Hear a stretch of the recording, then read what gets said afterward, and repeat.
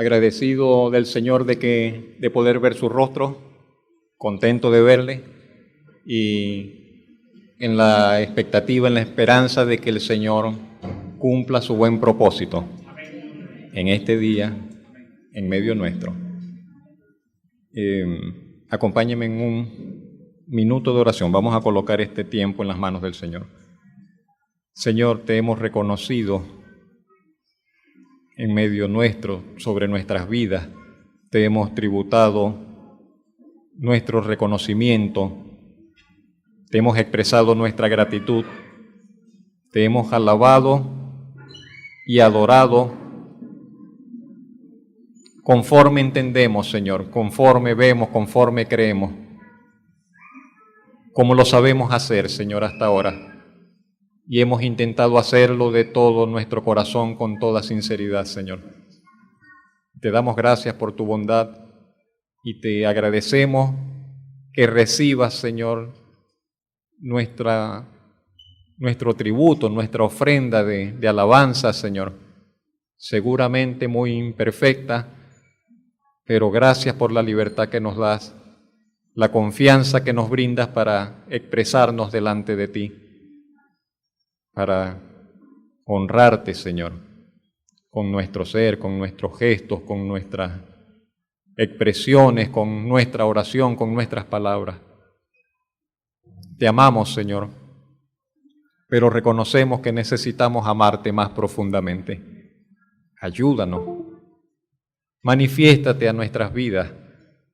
Manifiéstate, Señor, a nuestros corazones, que podamos cada día ver de una forma creciente, mayor, tu grandeza, tu majestad, tu dignidad, Señor, las excelencias de tu gloriosa persona.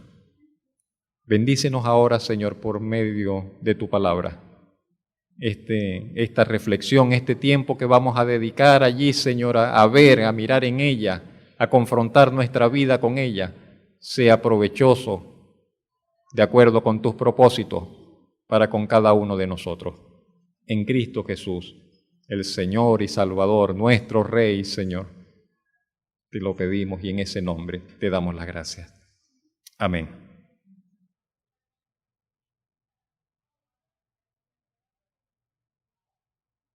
Yo creo que todos lo conocemos, que ese rostro nos es familiar.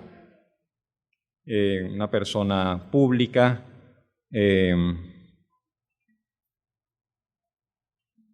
protagonista, intérprete de muchos papeles célebres pues, en la televisión, en el cine. Nació en Chicago en julio de 1951. Su padre era un ejecutivo de la compañía Ford. Su madre había sido modelo.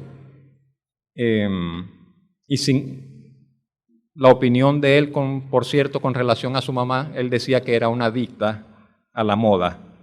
Y sin embargo, sin ella proponérselo, se dice que ella fue una de las influencias más importantes en la carrera de Robin. Y que él siempre intentaba hacerla reír a su mamá para que ella le prestara atención, para que ella le hiciera caso. Cuando se mudó a California, se despertó su interés por el teatro y por la actuación. Ingresó en la muy prestigiosa escuela de Juilliard en Nueva York y después que se graduó comenzó a hacer teatro en San Francisco.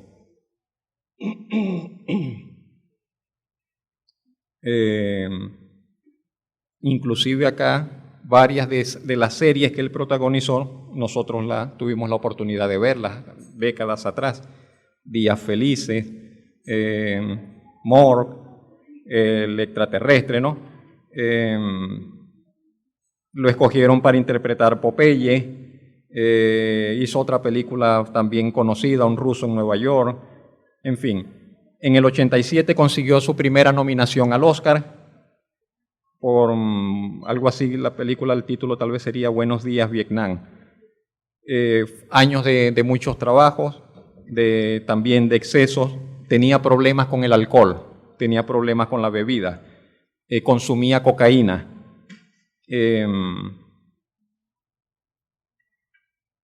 un amigo de él, a quien él consideraba un gran amigo, murió en el 82 por causa de una sobredosis. Y a raíz de eso, él decidió abandonar el consumo de esas sustancias. Ya se había casado por primera vez con la actriz Valeria Velardi, de la que se divorció en el 88. Se casó nuevamente con la que era la niñera de su hijo y quien vino a ser, además de su esposa, productora de varias de sus películas.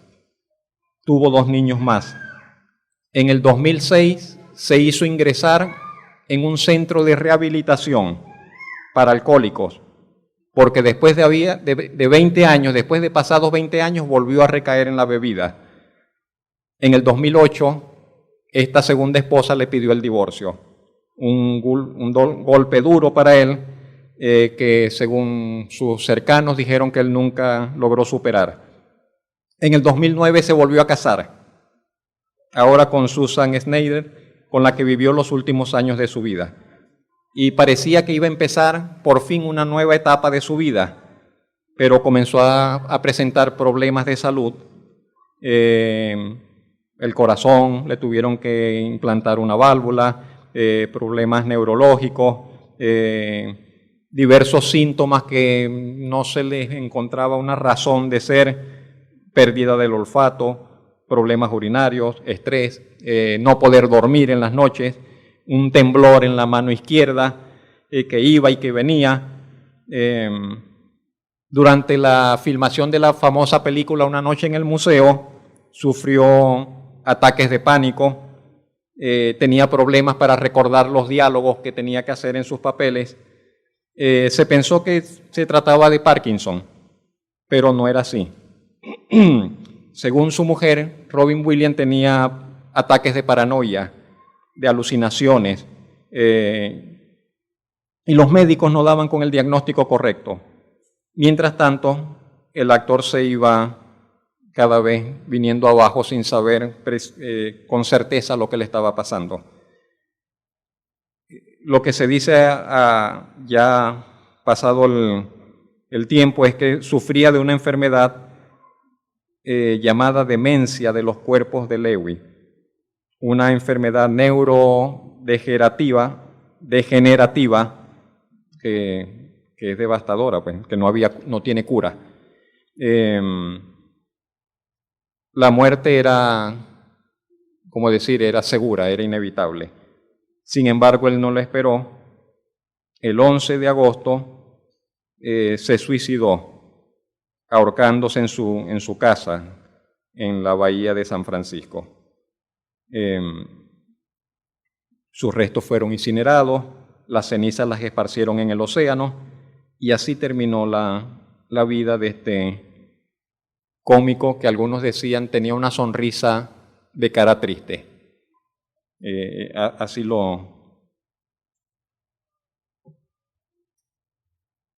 se referían a él.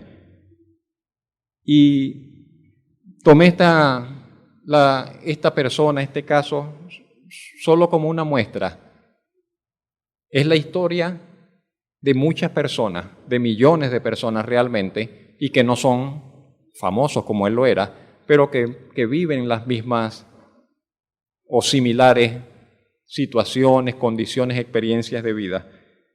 Es el caso que nos recuerda a todos que podemos tener todo en la vida. Podemos tener todo en la vida y sin embargo sentirnos que nos falta algo. Tener dinero, ser exitosos en lo que hacemos, en el trabajo, ser exitosos socialmente, tener fama, no tener necesidad de nada en lo material y sin embargo estar como vacíos por dentro, estar como con un hueco, con una gran necesidad en el corazón, con una búsqueda de algo que nos dé significado, de algo que nos dé propósito, de algo que nos permita sentir que la vida vale la pena. Porque ese es el punto, llegar entonces a decir, pero que la vida vale la pena. Es la búsqueda de esa plenitud, de esa satisfacción que la mayoría de las veces no sabemos dónde encontrar. Adelante. Es la historia de muchos famosos que a pesar de su fama y de su éxito, sienten que falta algo, entre comillas, ese algo en su vivir. Es la historia de aquellos que van de romance en romance, de noviazgo en noviazgo, de relación en relación, y no se detienen y no pueden detenerse y ninguna relación les satisface. Y cambian de pareja y cambian de esposa o cambian de esposo cada cierto tiempo y ninguno les satisface. Y con ninguna pareja encuentran la estabilidad que sus almas necesitan. Es la historia de tantas personas que después de años de haber servido a los suyos, de haber servido a su familia con esmero, con dedicación y de haber recibido muchas recompensas, de buenas recompensas de ese servicio, de ese compartir, de ese vivir con su familia, sin embargo, se encuentran con que algo falta. Dice, he vivido bien, he tenido una familia que me ama, he tenido un esposo, una esposa que me ama, tengo unos buenos hijos, no me ha faltado nada en la vida, pero sin embargo siento que falta algo, que me falta algo, como que no estoy completo. Y esa es la historia de todos realmente, no de un grupito de personas, es la historia de todos nosotros, es la historia de toda la humanidad, la de cada uno de nosotros mismos que estamos acá. Vivimos en un mundo, vivimos en este mundo y caminamos por la vida con una gran ausencia en nuestro ser, con una gran ausencia en nuestros corazones. Ausencia que aunque no podamos definir, ausencia vacío, quiero decir, que aunque no lo podamos definir, sin embargo pesa. Que aunque tratamos de ignorarlo y tratamos de no hacerle caso y tratamos de concentrarnos en otras cosas, sin embargo ese vacío adentro pesa. Y de vez en cuando pesa tanto que nos doblega. Pesa tanto a veces que se nos vuelve la vida difícil. Y es una carencia, es una necesidad, es un vacío que solo el Señor, que solo Dios que nos creó puede satisfacer. ¿Por qué todos tenemos ese vacío? ¿Por qué todos experimentamos eso? Independientemente de lo que tengamos o lo que no tengamos, independientemente de nuestros éxitos o de nuestros fracasos, es por ese hecho. La palabra de Dios dice que fuimos creados a imagen y semejanza de Dios. Y tenemos, por lo tanto, como dijo un famosísimo monje africano por allá en el siglo IV, no recuerdo con exactitud, Agustín de Hipona, dijo, tenemos un vacío en el corazón que tiene la forma de Dios y que solamente Dios puede llenar. Tratamos de meter otras cosas allí que cuadren y tratamos de forzarlas, pero no cuadran. Tenemos un vacío que solamente Dios puede llenar. Solamente Él puede dar cubrir esa necesidad de significado, necesidad de trascendencia. Tenemos la necesidad de trascender. Es como algo natural en el ser humano, el querer trascender, el querer hacer algo importante, el querer crecer, el querer encontrar significados. No nos conformamos, si estamos sanos, no nos conformamos con simplemente vivir. ¿Se ha dado cuenta de eso? Que no nos basta solamente con vivir. Queremos hacer, queremos crecer, queremos ser desafiados y avanzar y descubrir qué podemos hacer. Significado. Queremos significar para alguien, aunque sea para nuestro esposo, aunque sea para nuestros hijos, saber que somos importantes para alguien, saber que podemos legar un cierto tipo de influencia en otras personas para bien. Yo digo para bien, otros tienen esa misma meta pero para mal. Inexplicable, solo por razón del pecado se entiende eso. Ahora, el Señor Jesucristo dijo que Él había venido precisamente para que nosotros, para que las personas tuviésemos vida. Y Él dijo, he venido para que tengan vida y para que la tengan en abundancia. Eso dijo en Juan 10:10. Y eso es lo que encontraron todas aquellas personas que entraron en una relación con el Señor Jesucristo. Los que entraron en una relación con Él, que le conocieron, que le escucharon, que dieron oído a sus palabras, encontraron que la vida les cambió. Encontraron significado, encontraron esperanza, encontraron, eso es lo que yo necesitaba. Cuando se encontraron con Jesús, alguien les habló del maestro, el maestro de Galilea, pero ¿quién es ese maestro? Ven para que lo escuche. Y entonces ellos dijeron, eso es lo que yo necesitaba. Encontraron en Él la respuesta a esa gran necesidad. Algunos también le rechazaron, muchos también le rechazaron. Les enojaba la manera como Jesús hablaba, les enojaba las cosas que Jesús decía, les ofendía la forma como Jesús se expresaba. Decían que Jesús era un engañador. Alguien decía, no, ese hombre no es bueno, él engaña a la gente. Se hace pasar por alguien importante y no lo es. Se hace igual a Dios. Él dice que Él es igual a Dios. Se hace uno con Dios. Ese es un blasfemo. Y le rechazaban. Decían que Él se arrogaba, que Él se arropaba con una autoridad que no le correspondía. Eso decían los judíos, la mayoría de los judíos importantes, vamos a decirlo así, de ese tiempo. Y yo te pregunto, a ti que me escuchas, a usted que me escucha, ¿quién es Jesús para usted? ¿Quién es Jesús para usted?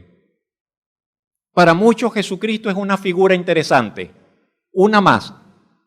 Lo colocan al lado de Buda, lo colocan al lado de, no sé, cualquier otro pensador, lo colocan al lado de algún guerrero, dicen, una figura interesante, un hombre interesante. Para otros dicen, fue un gran maestro. No, el maestro Jesús, el maestro de maestros. Pero con todo y todo, el maestro se queda como que muy corto. Aunque los discípulos, Él le dijo a sus discípulos, ustedes me llaman maestro y hacen bien, porque en verdad lo soy. Pero Él vino más que Él vino a ser más que maestro. Él no vino solamente a dar cátedra, a dar clases, a enseñar. Él vino a hacer otra cosa y vino siendo otra cosa. Perdonen la expresión. Ninguno de nosotros debería tener dudas de lo que Él dijo y de quién es Él o de quién decía Él que era. Y luego de que nosotros vemos lo que Él dijo, tenemos que tomar una decisión. ¿Qué haremos con lo que Él dice de sí mismo? ¿Qué haremos con lo que Él dijo de sí mismo? En una oportunidad le enviaron un grupo de funcionarios para que lo detuviesen y lo metieran preso. Y los hombres llegan allá, los alguaciles llegan allá donde está Él hablando y se devolvieron. Les preguntan los jefes, ¿por qué no lo trajeron? Ningún hombre habla como Él. Ningún hombre ha hablado como Él. Entonces dijeron, no. La gente decía, no, es que Él habla con una autoridad diferente a como hablan los demás. Él habla con autoridad, Él enseña con autoridad. Pero ¿qué es lo que decía Jesús? Muchos se escandalizaron y de allí la guerra que le hicieron hasta muerte y en esos argumentos se basaron para llevarlo a la muerte. Se escandalizaron por lo que Él decía, porque Él dijo cosas que ningún otro se atrevió a decir, ni podría decir. ¿Qué dijo? Él dijo que Él era uno con Dios. Vamos a comenzar por allí, imagínense. Él dijo que Él era uno con Dios, que Él era uno con el Padre, que Él era uno con Dios. Juan 10:30. No, si quieren, toma notas, pero no vamos a leer la cita, solo estoy mencionando. Él dijo que el que lo veía a Él, y que el que lo escuchaba a él, el que escuchaba sus palabras, estaba escuchando y viendo a Dios. Imagínense, los discípulos en una oportunidad le dicen, Señor, muéstranos al Padre, y nos quedamos satisfechos, nos basta. Y él le dice, tanto tiempo estoy con ustedes y no se dan cuenta, el que me ha visto a mí ha visto al Padre. Eso dijo él, que los otros decían, eso es blasfemia, no puede decir eso, ¿cómo va a igualarse él con el Padre? ¿Cómo iba a igualarse él con Dios? Pero eso es lo que dijo Jesús. Él dijo que el que colocase su confianza en él, alcanzaría salvación. Eso dijo Jesús. Y que todos los que no lo hicieran, irían a la condenación eterna. Es muy terrible, muy drástico, no deja alternativas. No, Jesús no dejó alternativas. Él dijo, es conmigo.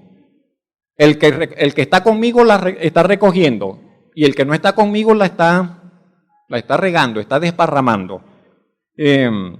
Dijo que él podía perdonar pecados, que él podía perdonar los pecados, que él tenía la autoridad para perdonar pecados. Y la gente le decía, pero ¿quién se cree y que perdonando pecados, solo Dios puede perdonar pecados? Y él decía, yo tengo autoridad para perdonar pecados. Y dijo más, dijo, y el que no venga a mí va a morir en sus pecados, porque no va a haber manera de que le sean perdonados. Imagínense, eso dijo Jesús. Entonces, que el que no acudiese a él moriría en sus pecados. Eso está en Juan 8:24. Dijo que él era el camino para llegar a Dios. ¿Quieren llegar a Dios? Entonces él dijo, yo soy el camino. No dijo, hay un camino, busquen el camino. Él dijo, ¿quieren llegar a Dios? Yo soy el camino. Dijo, yo soy la puerta. Si alguien quiere ir para entrar a tener comunión con Dios, va a tener que atravesar por la puerta, y esa puerta soy yo. Tendrá que pasar por acá. Eso dijo él, soy el camino, la verdad y la vida, Juan 14:6.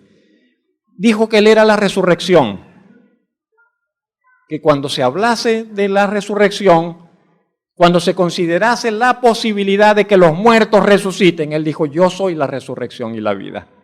El que cree en mí, aunque esté muerto, dice, volverá a la vida. Eso dijo Jesús. Dijo que era la luz del mundo. Dijo que era la luz del mundo. Imaginen. Juan 8:12. Que él era el pan que descendió del cielo. Juan 6:41. Que en él Dios habría de juzgar el fruto y el obrar de todos. Que el juicio que va a hacer Dios sobre las personas, la evaluación, la valoración que Dios va a hacer sobre todos los hombres, lo va a hacer sobre la persona, sobre las palabras, en relación con Él, con el Señor Jesucristo. Dijo que llegará un día en que todos los muertos van a escuchar la voz de Él. Dijo, llegará un día en que todos los muertos van a escuchar mi voz, y los que creyeron van a levantarse a resurrección. Entonces, ante todas esas afirmaciones que hizo el Señor Jesucristo, tenemos que tomar una posición. ¿Creeremos? ¿Las aceptaremos? ¿O pensaremos, no, ese Jesús definitivamente estaba loco? Ese Jesús era un lunático, ese Jesús era un loco. ¿Cómo va a ser Él? ¿O creemos lo que Él dijo, que Él era en verdad el Hijo de Dios y uno con el Padre, que antes que el mundo fuese ya Él estaba? ¿O tendremos que rechazarlo? ¿Pero en base a qué lo rechazamos?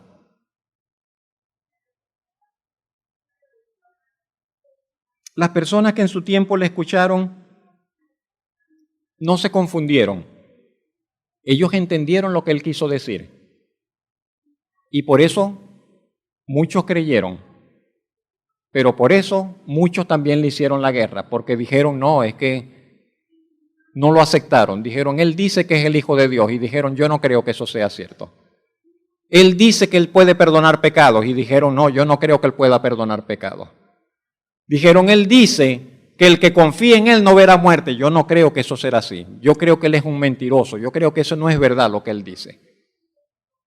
Y en varias oportunidades trataron de apedrearlo, porque la blasfemia, según la ley judía, según la ley de Moisés, la blasfemia se castiga con muerte.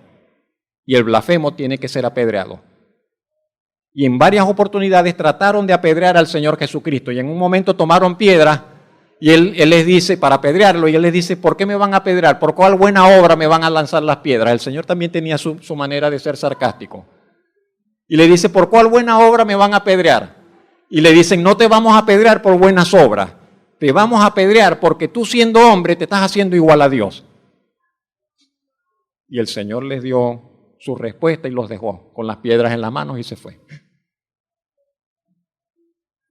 Pero ellos entendieron con claridad qué es lo que él estaba diciendo.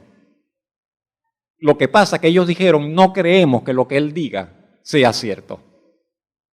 Ese fue el asunto.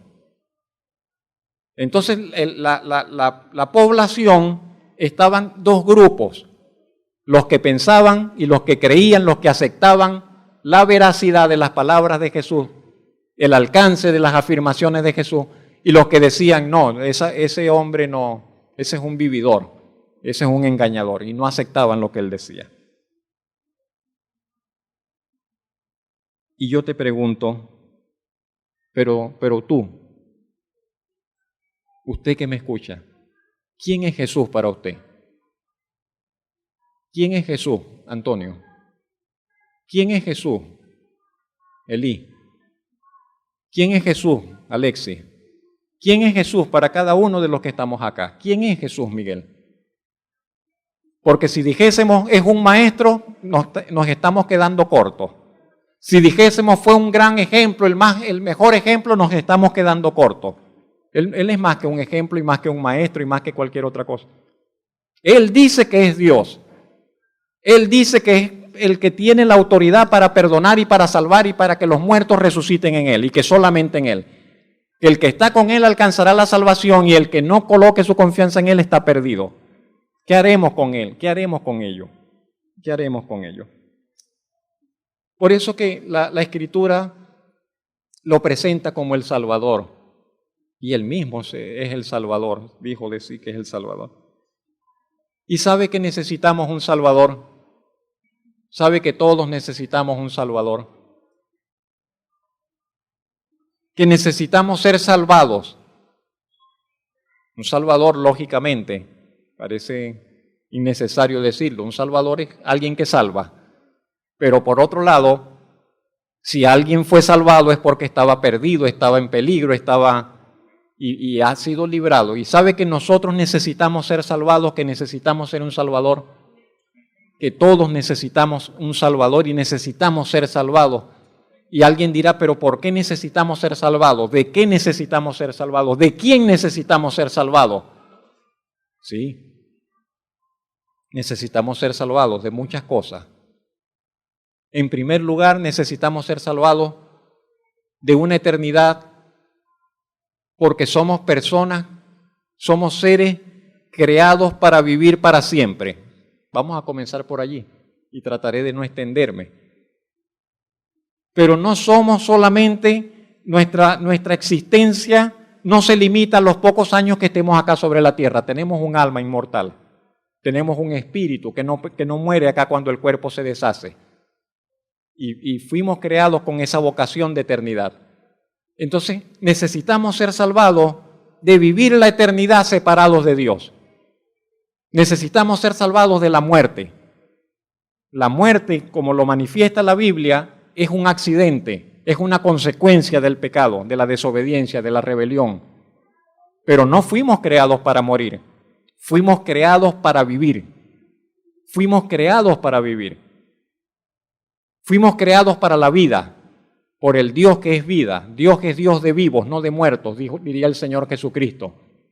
Fuimos creados para la vida, entonces necesitamos ser salvados de la muerte.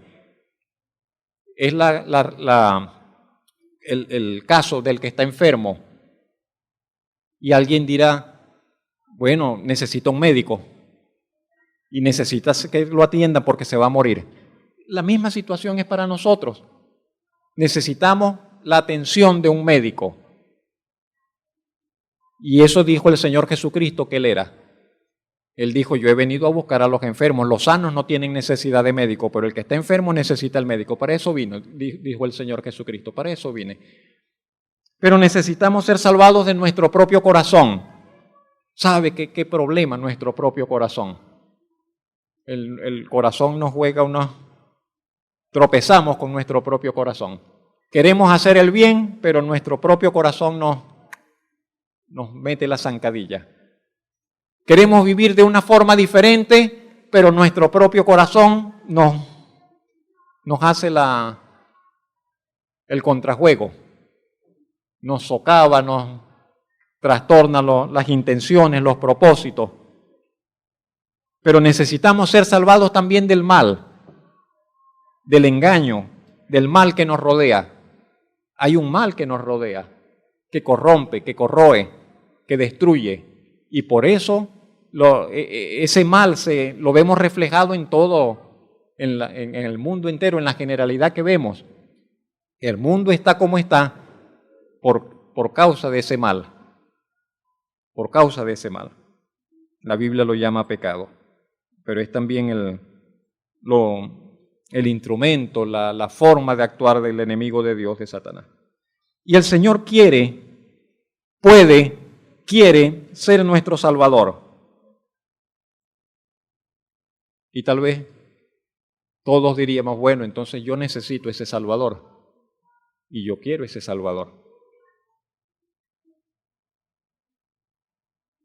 Pero para que Jesús sea nuestro Salvador, tenemos que reconocerle como Señor.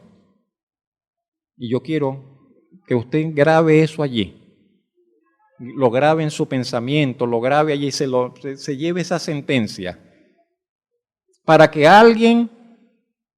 Jesús sea el Salvador de alguien, ese alguien tendrá que reconocerle como Señor. Jesús no será salvador de alguien que no le reconozca como Señor. ¿Qué significa reconocer a Jesús como Señor?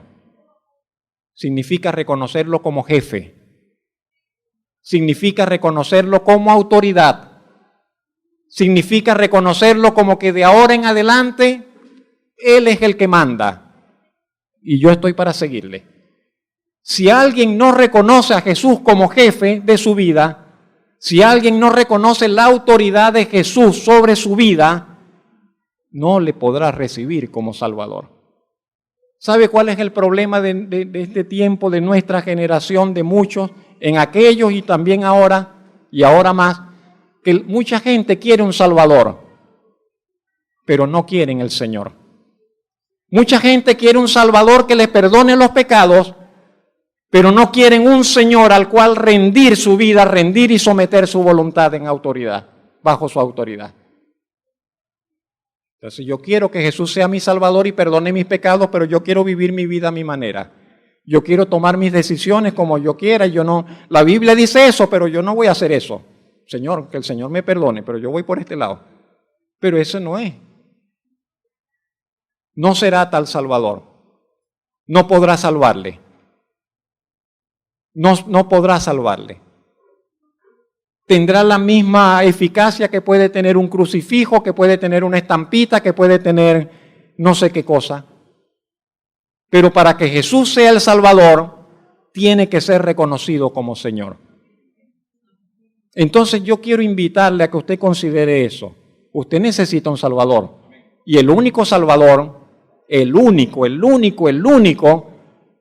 que usted que puede ayudarle, que puede ayudarnos a todos, porque me incluyo, es el Señor Jesucristo. Y para que Él sea nuestro Salvador, tenemos que aceptarlo y reconocerlo como Señor, como jefe, como autoridad de nuestras vidas. ¿Sabe que necesitamos la figura de la autoridad? Vivimos en un tiempo, en una época de rebeldía generalizada. Nadie quiere la autoridad. Los hijos no quieren la autoridad de los padres, los trabajadores no quieren la autoridad de sus superiores, nadie quiere respetar la autoridad, ni someterse a la autoridad, ni la figura de autoridad. Las mujeres están emancipadas de sus esposos, todos, y los cristianos también están emancipados, están rebeldes también. Entonces, si no le gusta lo que digo, entonces dice, me voy para otra iglesia. Y están buscando iglesias que le digan las cosas que a ellos les agrade. Y si no me gusta, me voy para otro lado. Entonces ahora, por hablar en el terreno nuestro, entonces el pastor no puede llamarle la atención a una hermana o a un hermano, porque se pone bravo y se va. No hay sometimiento. Disposición, quiero decir, no al pastor, no a la figura de autoridad, al señorío de Jesucristo en última instancia. Es al señorío de Jesucristo. Entonces, si nos respetamos, si no nos sometemos a la autoridad que vemos, a la autoridad delegada, ¿cómo nos vamos a someter a Dios al que no vemos? Entonces, necesitamos la figura de autoridad en nuestro transitar por la vida. Si usted no tiene a Cristo como su autoridad, tendrá un ídolo como su autoridad. Y los ídolos los hay de todos los tipos, clases y tamaños. Para algunas personas su ídolo es su propio corazón. Y dicen, yo no le hago caso a nadie, yo me rijo por lo que mi corazón diga. Ah, bueno, ese es su ídolo, ese es su Dios, pequeño, con D minúscula. Necesitamos la figura de autoridad. Y sabe, no hay mejor figura, no hay autoridad más excelente, más justa, más buena, más equilibrada, más conveniente que la autoridad de Dios. Todas las otras autoridades, entre comillas, resultarán en una tiranía, resultarán en algo, le van a explotar, le van a dañar, le van a perjudicar. Pero la autoridad de Dios nos beneficia, es siempre para nuestro bien. Lo que Dios nos pide, lo que Dios nos demanda, lo que Dios nos quita, lo que Dios nos da, siempre es para nuestro bien. Le necesitamos como Señor y Dios para no perdernos en nuestra vida, en una vida sin propósito. La vida del actor que mencionamos al principio hubiese sido totalmente diferente, para bien, si él hubiese reconocido que necesitaba la autoridad de Dios y del Señor Jesucristo como su Salvador. Necesitamos al Señor la autoridad del Señor para no perdernos en una vida que se desperdicia, en una vida sin propósito, y para poder reflejar la grandeza de Dios. ¿Sabe que usted y yo estamos puestos en esta tierra, entre otras cosas, para reflejar la grandeza de Dios? Que estamos puestos para que seamos reflejo de la grandeza de Dios, de la justicia de Dios, de la bondad de Dios, del amor de Dios, del poder de Dios. Estamos puestos para reflejar las virtudes de nuestro Padre Celestial. ¿Sabes qué triste? Un espejo del cual nadie se beneficia. Un espejo que está, no sé, allí en un lugar oscuro, donde nadie puede. Una lámpara que está como debajo como dijo el Señor, debajo de la mesa, acá, y nadie se beneficia de esa luz.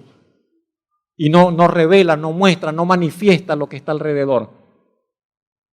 Una vida que se vive de espaldas al Señor, de espaldas a Dios, siempre será triste en muchos sentidos, porque estará muy, muy lejos del propósito por el cual fue creada.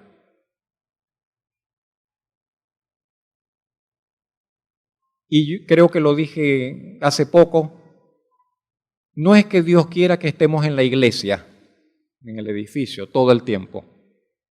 Es que Dios quiere que doquiera donde nos encontremos, en cualquier lugar y en cualquier actividad donde nos encontremos, allí manifestemos su gloria. Allí manifestemos su grandeza.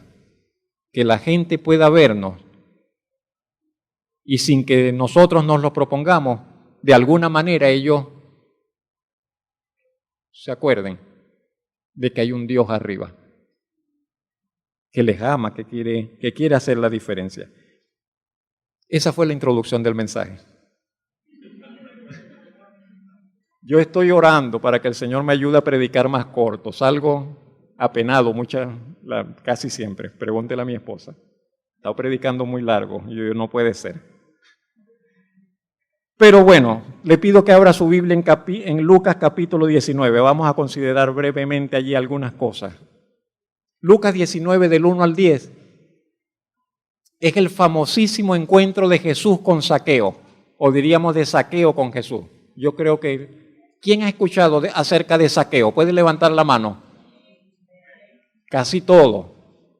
Elí, ¿no habéis escuchado de Zaqueo? Hoy tendrás la oportunidad. Pero en casa lo pueden leer. En Lucas capítulo 19, versos 1 al 10. Es un relato que solamente está en el Evangelio de Lucas. Ninguno de los otros evangelistas lo mencionó. ¿De qué se trata? Jesús iba camino hacia Jerusalén, de aldea en aldea. Usted sabe, no habían buses, no habían aviones, él iba caminando de aldea en aldea hacia Jerusalén.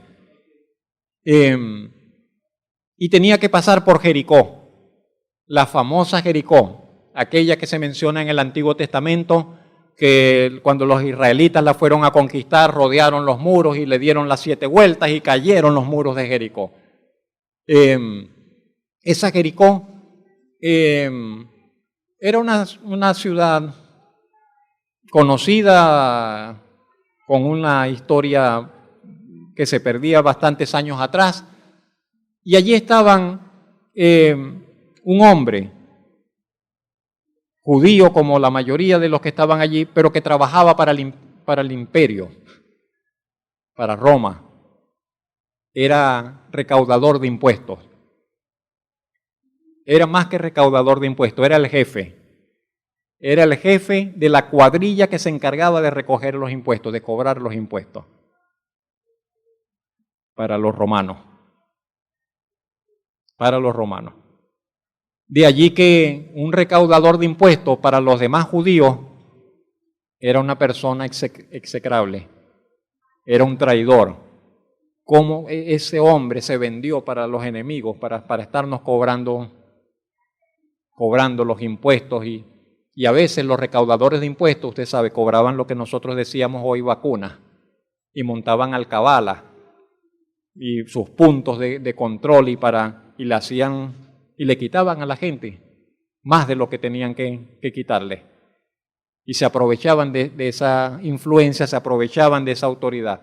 De manera que Zaqueo era el jefe de los que recogían los impuestos, y era un hombre muy rico, se hizo muy rico, adinerado,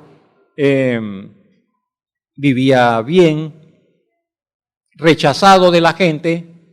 Su nombre, aunque Zaqueo significa algo así como puro, pero la gente decía, ese es un mal hombre, pecador, ese es un pecador. Y se corrió la voz que Jesús iba a pasar por Jericó. Y la gente estaba en la expectativa, no, que viene el Maestro Jesús, que va a pasar por acá. Y Zaqueo, por alguna razón, algo escuchó Zaqueo, él quería ver a Jesús. Y es lo que leemos en Lucas 19, que habiendo entrado Jesús en Jericó, iba pasando por la ciudad. Y sucedió que un varón llamado Zaqueo, que era jefe de los publicanos y rico, él quería ver a Jesús, procuraba ver quién era Jesús. Tiene algunas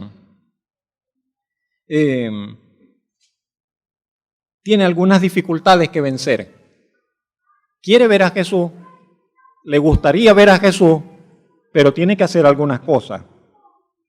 Tiene que dejar de momento sus actividades, tiene que dejar sus ocupaciones, tendrá que encargar a alguien de los asuntos, pero además de eso tiene que dirigirse al lugar, por la calle por donde se supone que va a pasar el Señor. Y cuando hace todo esto, el hombre es casi enanito, muy bajo de estatura, y toda la gente aglomerada en las calles, y Zaqueo, y no lo dejan ver. Está como una hermana que estaba allí detrás de Nicolás esta mañana y quería ver la pantalla, y la hermana le dice a la diácono y se cambió para este lado.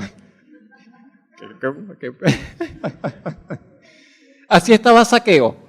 tratando de ver, pero no puede ver, no le dejan, las espaldas de la persona no le dejan ver. Hizo algo que parece cosa de niño, pero lo pensó y dice, bueno, se subió en la mata. Vino y se subió en una mata, en un árbol, dice allí de específico, menciona el tipo de árbol. Y dice, aquí arriba lo voy a esperar y cuando él venga yo lo voy a ver. Me gusta esa actitud de Zaqueo. ¿Cómo estamos nosotros? ¿Actuaríamos nosotros como actuó Zaqueo? Que no se rindió, que buscó la manera, que resolvió hasta que dijo, bueno, yo tengo que ver a Jesús. Yo tengo que ver a Jesús. A veces no es tan fácil ver a Jesús. A veces parece que hay ciertas trabas y cuando nos disponemos para ir a la iglesia sale una cosa y luego sale otra. Y yo quería comenzar a asistir y ahora resulta esto. Y hay que moverse y hay que ver cómo le sacamos el cuerpo a esos inconvenientes y los superamos para ir al encuentro con el Señor, para ir a ver al Señor.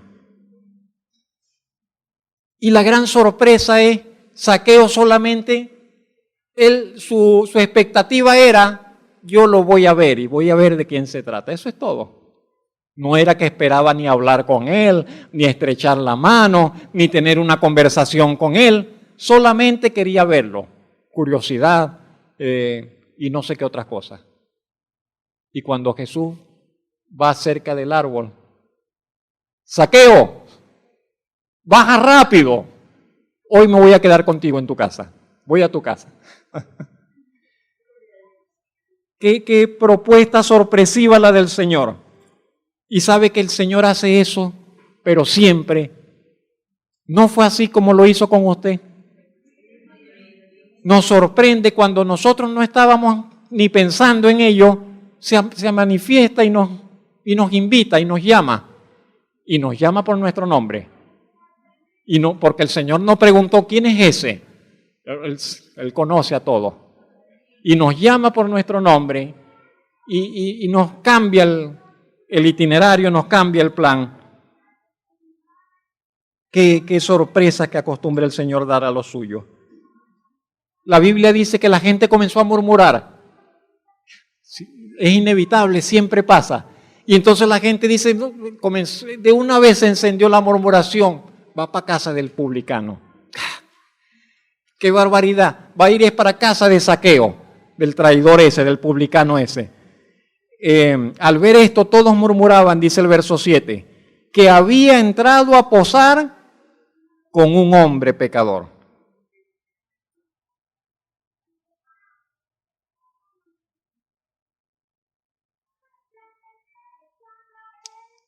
¿Era pecador Zaqueo? Sí, lo era. Claro que lo era. Era un hombre pecador. Era un hombre que se había aprovechado injustamente de su posición. Era un hombre que se había enriquecido sin tener derecho a ello, en parte.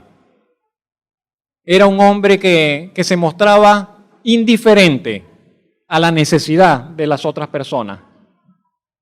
Él con los suyos, él en sus asuntos y no tenía que ver con los demás. Era un hombre así.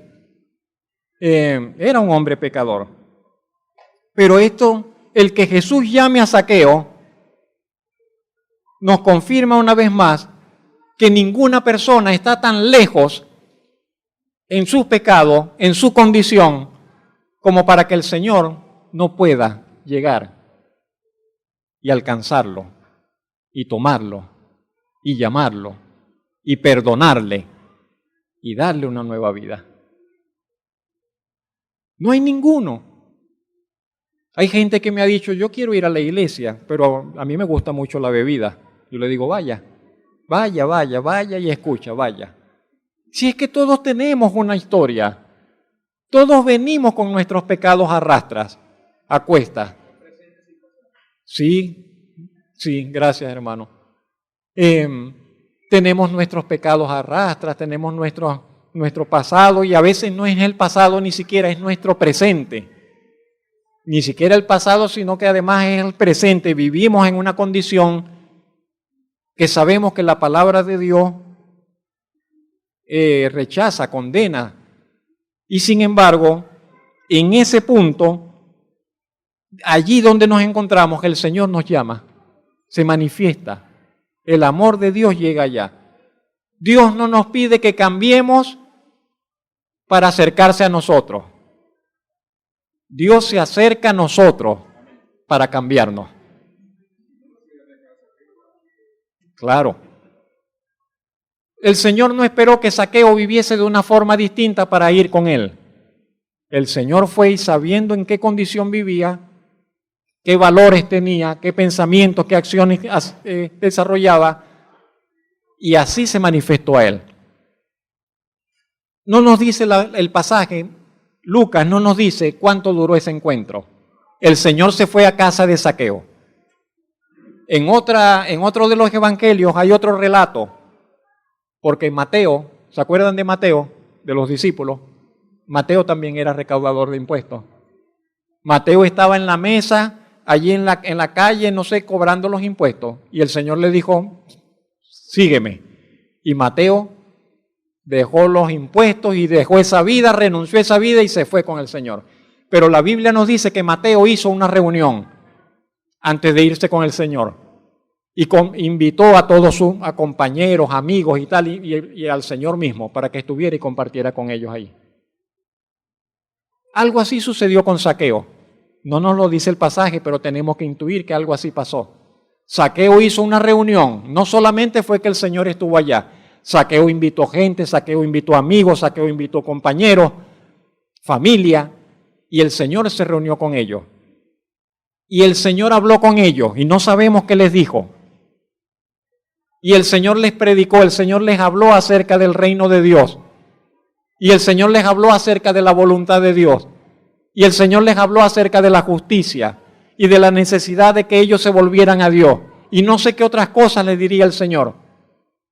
Pero les habló y les habló y les habló. Y algo pasó en el corazón de Zaqueo, escuchando a Jesús. Algo sucedió en el corazón de Zaqueo cuando estaba en su casa escuchando a Jesús. Él baja del árbol, pero es el mismo hombre. El Zaqueo, el pícaro, el tramposo, no sé, es el mismo hombre. Pero algo sucedió en la casa escuchando a Jesús. Y de repente, ¿cómo lo vemos? Que dice que algo ha pasado. Vamos un momento, por favor, Néstor. Versículo 9. Del pasaje, versículo 9. El Señor diría, hoy ha venido la salvación a esta casa, dijo el Señor Jesucristo. Hoy ha venido la salvación a esta casa, lo cual nos dice que Zaqueo antes de ese día, ¿había salvación? No había salvación. Zaqueo estaba ajeno a la realidad de la salvación. La familia de Zaqueo estaba ajena a la realidad de la salvación. Y Jesús dice, hoy llegó la salvación a esa casa, a la familia, a Zaqueo y a su familia, por cuanto él también es hijo de Abraham. Sí, Zaqueo era judío del pueblo de Dios, y estando dentro del pueblo de Dios, estaba perdido. Y siendo hijo de Abraham, linaje de Abraham, estaba perdido. Necesitaba ser salvado. Y cuando Jesús fue a su casa y les habló, y Zaqueo escuchó sus palabras y creyó, encontró salvación, alcanzó salvación. Y es lo que dice el Señor Jesucristo. Llegó la salvación. Ahora Zaqueo, por esa salvación, tiene una forma diferente de vivir, de ver la vida, quiero decir, y es lo que expresa el verso 8. Le pido, miren el 8. En algún momento de la conversación, en algún momento de ese compartir con Jesús, dice, entonces Zaqueo se puso de pie y dijo al Señor, he aquí, Señor, tomé una decisión. la mitad de mis bienes la voy a dar a los pobres. Y tomé otra decisión.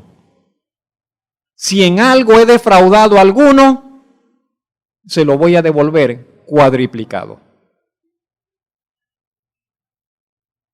¿Qué pasó en Zaqueo? ¿Qué pasó con este hombre que está haciendo estos votos, que está haciendo esta propuesta? No es que él se ganó la salvación con esto, no tiene nada que ver, no. No es que se ganó la aprobación de Dios por esto, no.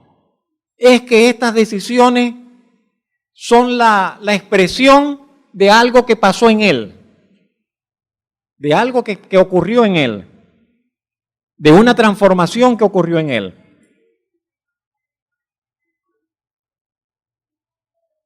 ¿Qué nos deja ver esto? ¿Qué nos muestra? ¿Qué nos manifiesta? ¿Qué revela esto? Esto que Zaqueo dice, que va a dar la mitad de sus bienes a los pobres.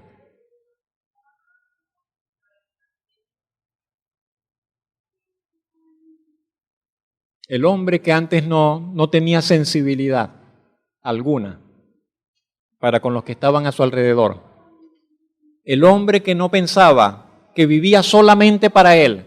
Que él decía, yo vivo mientras yo esté bien y los míos estén bien, que el mundo se venga abajo. El hombre que antes pensaba así, ahora dice, no puedo vivir así solamente pensando en mí. Y ahora dice, hay necesidad a mi alrededor. Y las personas que están a mi alrededor es mi prójimo. ¿Será que el Señor le habló acerca de eso? No lo sé. Que por cierto, ese es el segundo mandamiento. Cuando Dios dio los mandamientos, el primero, amarás al Señor tu Dios, pero el segundo, amarás a tu semejante como a ti mismo, amarás a tu prójimo como a ti mismo. Entonces, algo de esto está reflejado acá en que Zaqueo dice, ya no puedo vivir así. Tengo que vivir y tomar en cuenta a mi semejante. Y voy a comenzar por acá. La mitad de todo lo que tengo lo voy a entregar para los que necesitan. Yo puedo vivir tranquilo con lo otro, no necesito tener esto cuando hay otros que lo necesitan. Hay ese cambio allí. Ha cambiado esa perspectiva de las necesidades de los semejantes ante su ojo. Puede ver con claridad que la vida que Dios le ha concedido es para que la pueda vivir en plenitud. Para poder vivir en plenitud, dice, tengo que tomar en cuenta al otro. Yo le diría lo mismo.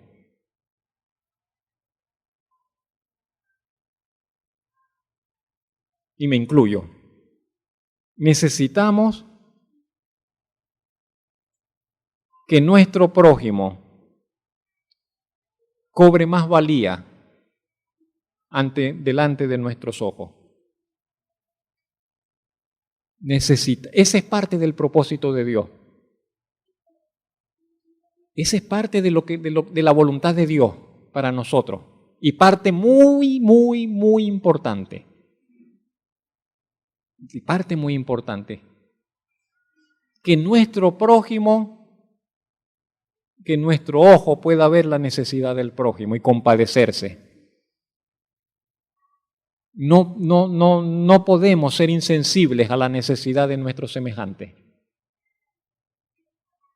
No podemos cerrar el corazón a la necesidad de nuestro semejante. A veces es difícil, a veces es incómodo, a veces duele. Y a veces uno para que no te duela no quieres mirar, porque si miras te va a doler. Deja que te duela. Deja que te duela, deja que te incomode. Deja que te sientas mal. Pero permite que la necesidad de tu semejante toque tu corazón. Es necesario. Y es parte de lo que el Señor nos pide, de lo que el Señor nos invita, es parte del plan de Dios, de su propósito para con nosotros. Así lo entendió Zaqueo. Eso es todo. Eso es todo lo que en relación a eso, lo que él entendió. Y él decía, bueno, tengo que hacer esto, lo voy a hacer, lo quiero hacer. En segundo lugar, Zaqueo dice que va a ser restitución, que va a ser restitución. Al que defraudé le voy a dar no solo lo que le quité, le voy a dar 4 veces de lo que le había quitado. Zaqueo anuncia restitución a todo el que haya defraudado. ¿Y qué nos muestra esto? ¿Qué nos revela esto? Hay algo que se llama, que podríamos definir como un sentido de integridad. Y Dios restauró, el Señor restauró en Zaqueo ese sentido de integridad, de justicia, de amor por la rectitud, de amor por la transparencia, por un vivir íntegro, por un vivir transparente. Y eso es fundamental. Y eso es parte de lo que Dios quiere hacer también en nosotros. Restaurar ese sentido de integridad, de rectitud, de transparencia, de honradez, como lo queramos llamar. Yo diré solamente integridad en esta hora, ¿no? Es algo de lo que Dios opera en la vida de todos los que entran en una relación con Él. Un hombre que comienza, una persona, una mujer, una persona que comienza a tener trato con Dios, encontrará que comienza a hacer ajustes en su vida, que es necesario hacer ajustes en la rectitud, en la verdad, para andar en la verdad, para andar en honestidad, para hacer todas las cosas transparentemente, limpiamente, correctamente. Es como que se nos da una nueva escala de valores, como que recibimos una nueva escala de valores, una renovada vocación por la rectitud, por la transparencia. El Señor Jesucristo se despediría. Versículo 10. Dijo, bueno, llegó la salvación, y dice en el verso 10, porque el Hijo del Hombre vino a buscar y a salvar lo que se había perdido. ¿Dónde quedamos nosotros? ¿Dónde quedamos nosotros con este relato de Zaqueo? ¿En qué etapa de las que atravesó Zaqueo estamos nosotros? ¿Estamos esperando en la calle que el Señor se acerque? ¿Ya estamos en la mata, en el árbol? Ya el Señor nos llamó y nos está diciendo, apúrate. Y todavía usted sigue allí arriba de la mata. Apúrese. Apúrese. Baje y vaya al encuentro con el Señor. Ya lo tiene con usted, ya está en su casa. Le está dando oído a lo que está diciendo. No se distraiga. No se distraiga con los otros invitados, no se distraiga con los oficios, no se distraiga con las otras cosas. Préstele oído a las palabras del Maestro. ¿Qué le vino a decir a su casa? Por algo vino a su casa y no a otra. Por algo usted está hoy acá y no en otro lugar. Por algo usted ha sentido esa inquietud que le ha llevado a decidir venir a escuchar la palabra de Dios en la iglesia. Dele oído a las palabras del Señor. Y luego,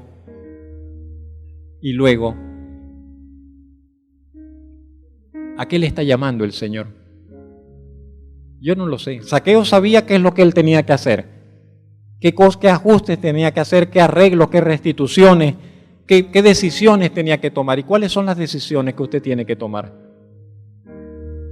Nadie las puede tomar, solamente usted.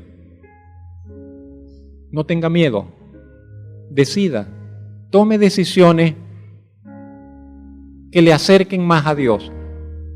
Tome decisiones que le ayuden a que su vida esté más en conformidad con lo que la palabra del Evangelio nos muestra. Jesús no se iba a quedar con Zaqueo. Jesús iba a seguir su camino a Jerusalén. Pero Zaqueo ya estaba en otra. Ya sabía lo que tenía que hacer en adelante, aunque el Señor no estuviese presente. Que el Señor le bendiga.